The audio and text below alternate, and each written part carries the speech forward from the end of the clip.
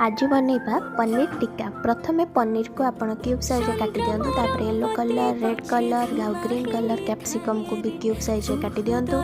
प्याज को भी आपण क्यूब साइज काटिकी रखि दिंतु। तापर गोटे बाउल नहीं से लंका गुंड, दही, मसला जहाँ भी आप पकेबे सहित कस्तूरी मेथी, हलदी, लुण सब पकईकि भलरे प्लाटटा गोलैकी रखि दिंतु।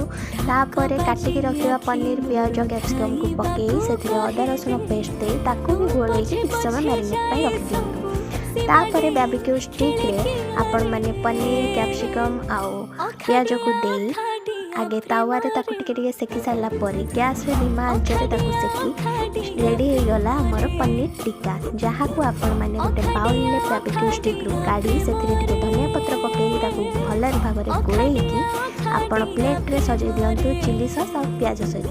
आपण माने भी घरे ट्राई करंतु आ मते आसी कमेंट रे जणांतु केमती लागिला। आ भल लागुतिले सब्सक्राइब निहाती कर देबे। जय जगन्नाथ।